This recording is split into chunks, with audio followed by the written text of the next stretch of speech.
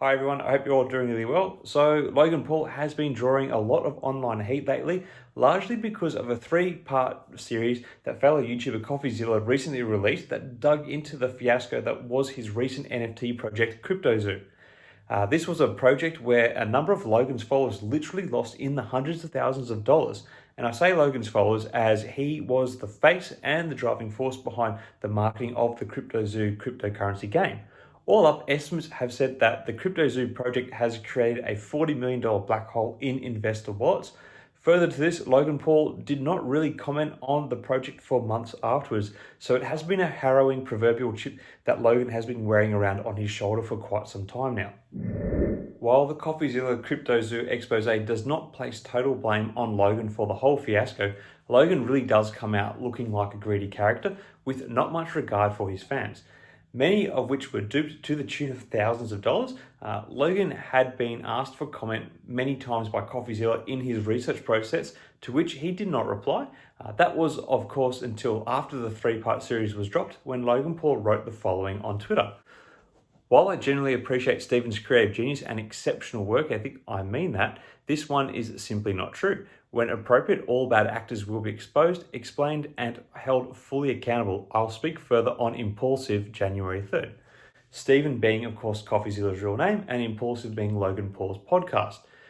To which this tweet, Coffeezilla replied, "I can't reply to Logan Paul directly, blocked. But it's pretty wild to refuse to talk to me for months, refuse to address investors for a year and a half, and then when caught, Logan says he's going to expose bad actors." So I think given the current discourse this three-part series about Cryptozoo is generating, Logan's next episode of the Impulsive podcast is going to be one that's going to be well watched. In Logan's defense, I can understand why he would rather not speak directly with Coffeezilla, as it gives him a chance to control the narrative. And with all due respect to Coffeezilla, he probably has a better understanding of the ins and outs of what went down at Cryptozoo. Whether or not Logan decides to share them all, I am doubtful over. By using his own platform to reply, Logan Paul won't be subjected to Coffeezilla's editing and will be able to give an uninterrupted version of events, especially given the picture Coffeezilla has already painted of Logan and his involvement with Cryptozoo. Furthermore, just like Coffeezilla does, they both use social media to make money, so why would Logan further enrich Coffeezilla when he has the opportunity to transfer eyeballs to himself and earn for himself? Anyway, so I guess we have to wait until January 3 to hear the next chapter of this story.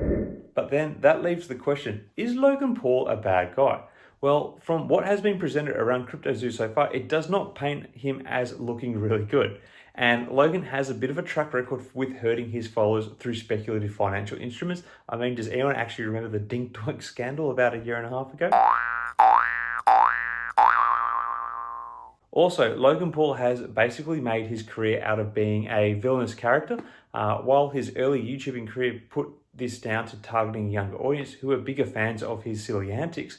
He did go through a maturing of his image, which was to do with the then upcoming bout with fellow YouTuber and prime drink creator KSI.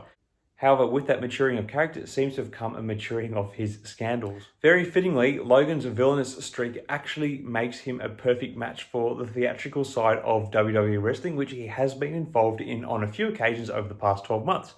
Given the lofty paydays associated with the events of WrestleMania and the Saudi Arabia Crown Jewel event, I'm sure he would have made a tidy sum with these ventures, and you have to pay respect. He actually performed really well considering he's basically a newcomer to professional wrestling. Logan's move into the WWE is somewhat poetic, as it is a form of entertainment where the personalities are villains one day and good guys the next. It is another platform for Logan to piss people off to gain attention and views and by extension money. And at the end of the day, this seems to be his approach to what he does publicly. Now, Logan and his business partners will be well aware that he is able to gain attention because people dislike him and want him to fail at a lot of things. And when he is monetizing that in things such as boxing bouts with Floyd Mayweather and KSI, and perhaps even WWE wrestling, it is not a problem as it is creating a form of entertainment. However, when he has failed at other ventures such as with his endorsement and involvement in Dink Doink and now Cryptozoo, he is hurting people financially.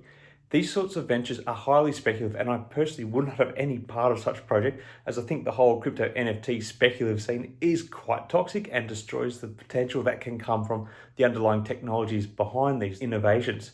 The fact that Logan has used his celebrity status to potentially try and fleece money from his followers and enrich himself, I think is terrible. Even if his intentions may have been good initially, he is a two-time loser when it comes to these speculative projects, and it does not make him look like a very good person. Of course, people can change, but it will take a long time to rebuild the goodwill that he has lost, and very likely he will have lost the fans he's burnt now for life. Now, the cruel irony of all of this is that this does add another layer to the villainous persona that Logan Paul has been cultivating over the years. He will likely receive a bump in viewing interest, and it sets him up to undertake some other kind of public stunt to monetize.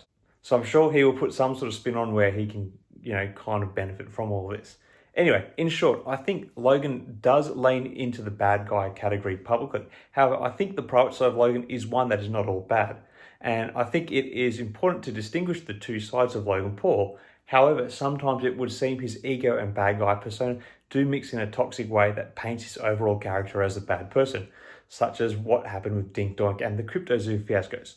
While Logan will likely do some damage control in the coming weeks, I think he is further cementing himself as a media personality who people love to hate, and therefore people are going to want to keep watching to see if he will slip up and possibly fail. While he does and will continue to use his celebrity for some good, I think that he will continue to cultivate the bad guy persona for his own financial gain. Deep down, I think Logan probably is a good guy, but this increasingly gets blurred by some of the hurt that he has inflicted upon others. Anyway, what do you all think? Do you think Logan Paul has any redeeming features or qualities? Or do you think he deserves all the hate he gets given the financial pain he has caused many of his once loyal followers? Let me know in the comments below. That's it for this one. Take care, everyone. Cheers.